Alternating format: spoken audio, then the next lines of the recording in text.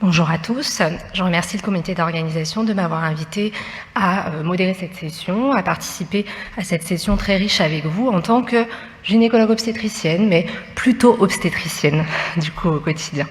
Je vais donc vous parler de la prise en charge de la prééclampsie pendant la grossesse. Mes liens d'intérêt. Pour parler de la prise en charge de la prééclampsie, nous avons à notre disposition 3 recommandations. Les recommandations sur l'HTA gravidique de 2015 de la Société française d'hypertension artérielle, les recommandations sur la prééclampsie sévère conjointe SPHAR, Collège des gynécologues et obstétriciens français en 2021, et les recommandations prééclampsie modérée de 2023 du CNGOF. Je vais donc plus me focaliser sur les recommandations sur la prééclampsie modérée de 2023. Je vais balayer finalement différentes questions que nous nous sommes posées lors de la rédaction de ces RPC. Et la première question était l'utilisation des tests biologiques reposant sur le dosage du PLGF ou du ratio SFLT1-PLGF permet-elle de réduire la morbidité maternelle et ou périnatale? Lorsque l'on parle des facteurs angiogéniques, on parle finalement de 2 facteurs, le PLGF, qui est le placental growth factor, et le SFLT1, qui est une fraction libre du récepteur membranaire du VEGF. Dans une grossesse normale, ces 2 facteurs sont produits par le trophoblaste et il existe un équilibre de production de ces 2 facteurs, un étant anti-angiogénique, le SFLT1, et un étant pro-angiogénique, le PLGF. En cas de prééclampsie, il va y avoir un déséquilibre de production de ces facteurs angiogéniques avec une augmentation du SFLT1 et une diminution du PLGF conduisant à une dysfonction endothéliale et une vasoconstriction. Dans la littérature, ces facteurs angiogéniques, ils ont été utilisés dans 3 situations, soit en dépistage en tout début de grossesse pour essayer de savoir quelles femmes vont présenter un événement en cours de grossesse, soit au moment de la suspicion de prééclampsie pour une aide au diagnostic, parce que finalement c'est pas toujours très simple d'en faire le diagnostic initialement, et puis au moment de la prééclampsie avérée pour essayer d'évaluer la sévérité et donc comme marqueur pronostic en cas de prééclampsie.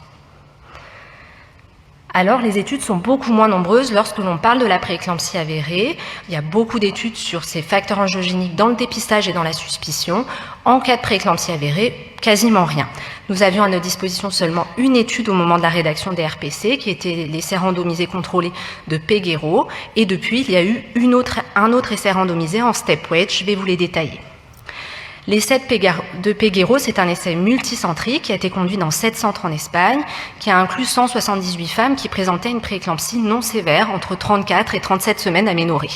Les femmes étaient randomisées et soit elles étaient randomisées dans un groupe dans lequel l'équipe médicale était informée du PLGF, soit dans un groupe dans lequel l'équipe médicale n'était pas informée du dosage du PLGF. Dans le groupe informé, un taux de PLGF en dessous de 60 picogrammes par millilitre imposait une naissance dans les 48 heures. Le critère de jugement principal était la progression vers la prééclampsie sévère selon les critères de la COG. Alors, l'utilisation des facteurs angiogéniques entraînait une progression vers la prééclampsie sévère plus fréquente dans le groupe non informé que dans le groupe informé. Donc globalement, quand on utilisait les facteurs angiogéniques, on avait moins d'évolution vers une prééclampsie sévère. Mais il n'y avait pas de différence sur la morbidité néonatale et peut-être un effet sur les complications maternelles, mais cette étude n'était pas formatée pour réellement conclure sur la morbidité maternelle. C'était uniquement la progression vers la prééclampsie sévère. La deuxième étude, c'est l'étude de De Oliveira. C'est une étude en step-weight dans 7 maternités au Brésil. Les centres, dans un premier temps, faisaient 4 mois sans l'utilisation de facteurs angiogéniques. Et puis ensuite, les centres étaient randomisés. Tous les 4 mois, un centre rentrait dans le groupe intervention. Et cette intervention, c'était d'utiliser chez les femmes qui présentaient une prééclampsie avérée entre 20 et 37 semaines aménorrhée, utiliser le dosage du ratio SFLT1 sur PLGF et utiliser le score de Full-Pierce.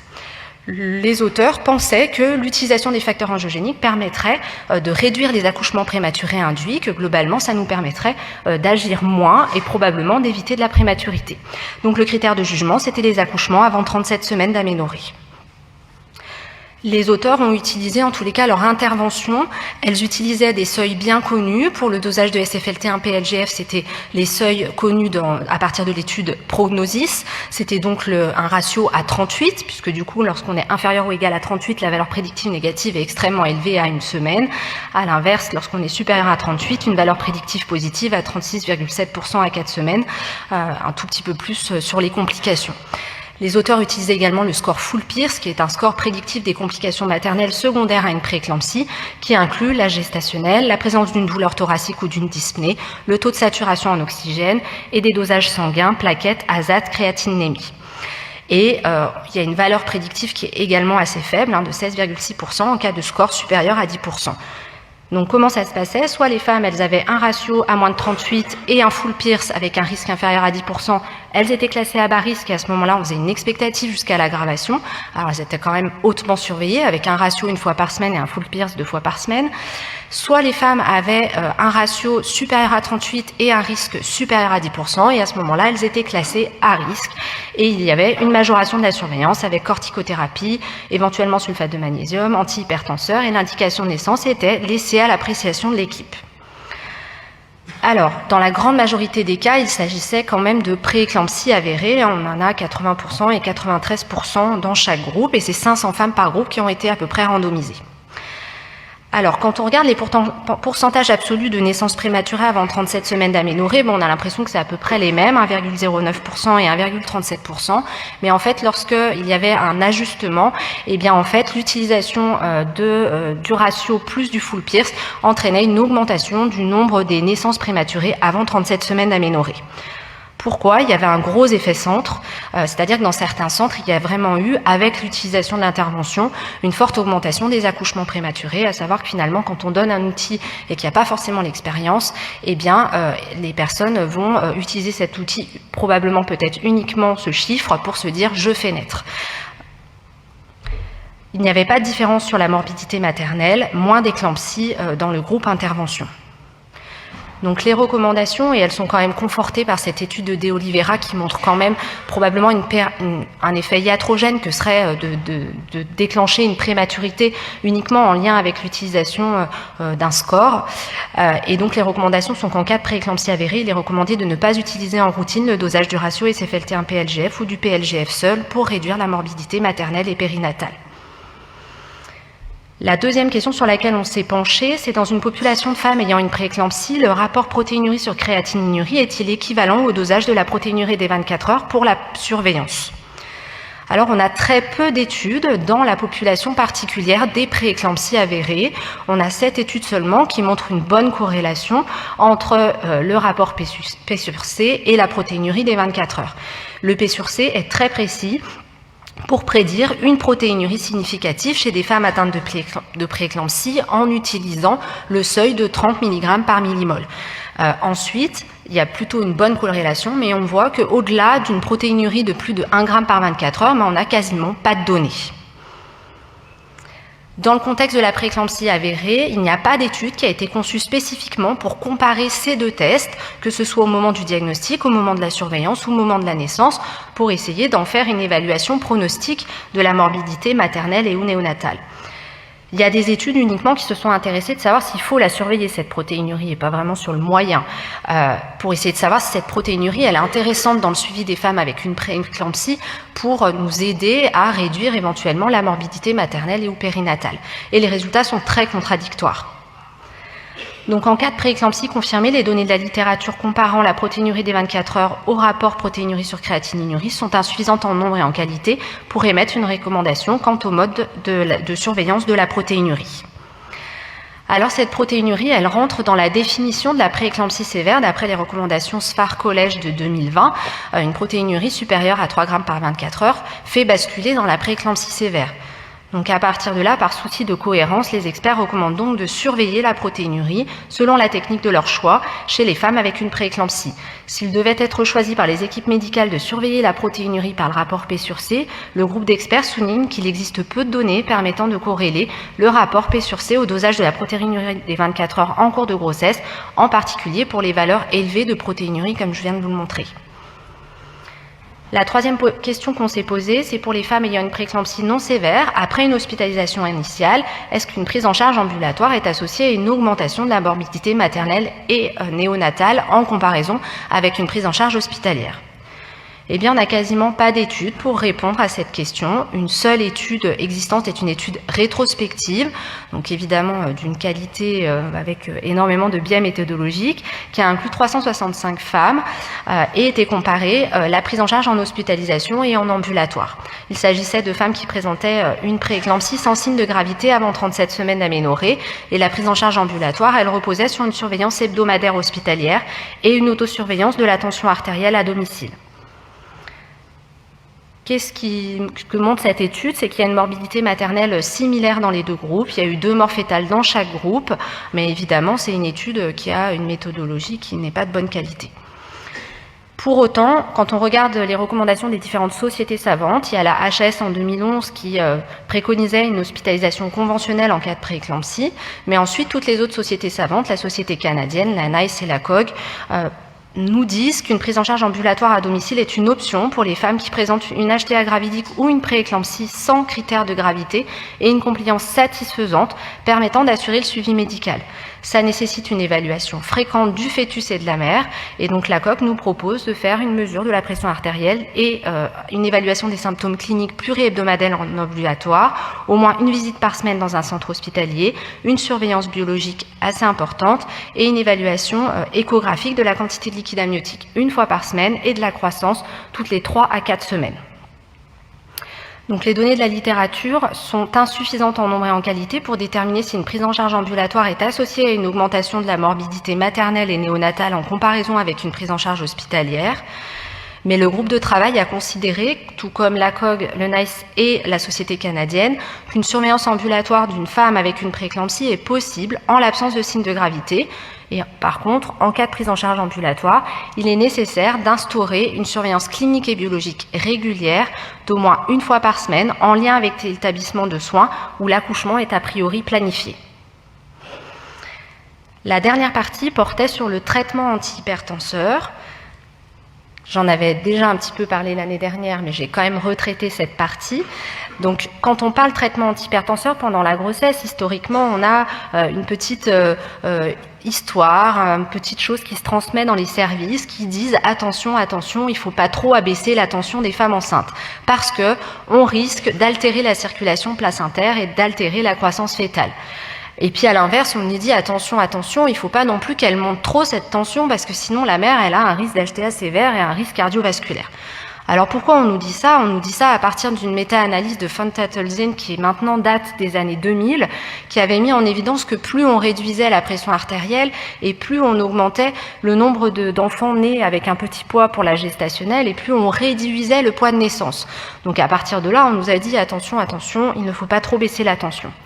En fait, on a une autre méta-analyse à notre disposition, qui est une méta-analyse de la Cochrane de 2018, une méta-analyse d'Abalos, qui a mis en évidence que lorsqu'on instaurait un traitement antihypertenseur versus pas de traitement, eh bien, ce traitement permettait de réduire de moitié le risque d'évolution vers une hypertension artérielle sévère, et que pour autant, on n'augmentait pas la prééclampsie, la HRP, la mort fœtale, et on n'augmentait pas notamment les petits poids pour la gestationnelle, ni les accouchements avant 37 semaines.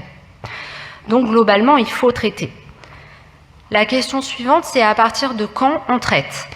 Pour répondre à cette question, on a un essai de Tita qui a fait New England Journal l'année dernière, en 2023. C'est un essai multicentrique randomisé qui a inclus 2000 femmes qui présentaient soit une HTA chronique traitée ou non, soit une HTA non connue qui était survenue avant 20 semaines d'aménorrhée.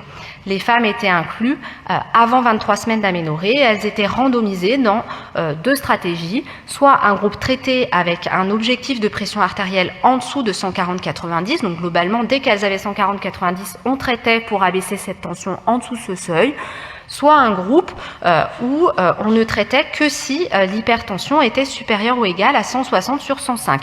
Ce qui veut dire que chez certaines patientes, on a arrêté le traitement antihypertenseur tant qu'elles n'avaient pas ce chiffre tensionnel. L'objectif principal était un critère composite comprenant la prééclampsie sévère, la naissance prématurée, l'HRP, le décès fœtal et néonatal, et on retrouve en critère de sécurité le poids de naissance inférieur au 10e percentile, donc comme quoi on a toujours un petit peu cette arrière-pensée sur la croissance. La grande majorité des patients, la moitié des patientes quasiment étaient traitées avant l'inclusion, donc encore une fois ça veut dire que certaines patientes ont dû arrêter leur traitement lorsqu'elles étaient tirées au sort dans le groupe contrôle peu strict. Dans tous les cas, traitement démarré plus tardivement. On voit qu'il y avait bien une différence. Vous avez en bleu le groupe contrôle et en rouge le groupe traitement actif. Donc on traitait dès 140 sur 90, en haut la systolique, en bas la diastolique. On voit qu'il y avait vraiment une différence entre les deux groupes. Qu'est-ce que ça donne? Eh bien, la survenue du critère de jugement principal était moindre dans le groupe avec un traitement actif de l'hypertension, et ce, sans augmenter le risque de fœtus petit pour la gestationnelle. Il est nécessaire de traiter 15 femmes pour prévenir la survenue d'un événement du critère de jugement principal. Donc, probablement, et c'est les recommandations, je le mets juste après, qu'il faut traiter dès l'apparition d'une tension supérieure à 140 sur 90. Et ensuite, quels sont les objectifs tensionnels à atteindre? Donc ça, c'est l'étude de McGee qui a essayé de répondre à cette question. C'est un essai randomisé multicentrique international qui a inclus des femmes entre 14 et 34 semaines d'aménorrhée qui présentaient une HTA préexistante ou une HTA gestationnelle, sans protéinurie, avec une systolique en dessous de 160. Et elles étaient randomisées soit dans un groupe contrôle peu strict, comme objectif de diastolique en dessous de 100, versus un contrôle strict avec un objectif de diastolique en dessous de 85. Dans les deux groupes, l'objectif de systolique était en dessous de 160. L'objectif principal était orienté sur la perte de grossesse et les complications néonatales. La gestationnelle à l'inclusion était à peu près de 24 semaines d'aménorrhée, 75% à peu près d'HTA préexistante et 25% d'HTA gestationnelle, et elles étaient donc toutes avec des tensions en moyenne à 140-90. Il n'existait pas de différence sur la perte de grossesse, pas de différence sur l'état néonatal, pas de différence sur les complications maternelles sévères, mais par contre, il y avait moins d'hypertension artérielle sévère dans le groupe contrôle strict. Lorsque l'on regarde ces femmes, plus particulièrement qui ont présenté une hypertension artérielle sévère, eh bien, c'était associé à la survenue de tout un tas de complications, donc sur la mortalité fœtale, sur le poids de naissance, la survenue d'une prééclampsie, l'accouchement prématuré. Et en fait, cette association entre l'HTA sévère et les complications maternelles sévères, elles étaient uniquement retrouvées dans les femmes qui avaient eu un contrôle moins strict de la tension artérielle. Donc probablement que la cible de diastolique est à 85. Les recommandations, du coup, c'est que dans une population de femmes ayant une prééclampsie non sévère, il est recommandé de prescrire un traitement antihypertenseur par voie orale en cas de pression artérielle systolique mesurée entre 140 et 159 et ou une pression artérielle diastolique mesurée entre 90 et 109 à plusieurs reprises au repos pour réduire la morbidité maternelle ou périnatale. Et on a beaucoup discuté sur est-ce qu'il faut-il donner un seuil sous lequel abaisser, et nous avons choisi de ne pas répondre à cette question. Alors que les autres sociétés savantes avaient répondu. Et vous voyez que maintenant, sur les recommandations récentes, tout le monde met comme seuil de traitement 140-90, et nous n'avons pas précisé l'objectif tensionnel, mais dans la majorité des sociétés savantes, c'est 85 de diastolique et dans la majorité des cas, 135 de systolique. Donc au total, il est recommandé de ne pas prescrire de facteurs angiogéniques en cas de prééclampsie avérée. Il est recommandé de surveiller la protéinurie par la méthode de votre choix. Il est possible d'envisager un retour à domicile après une phase d'hospitalisation initiale en l'absence de signes de gravité et en mettant en place une surveillance étroite. Et il est recommandé de mettre en place un traitement antihypertenseur dès 140 sur 90. Je vous remercie.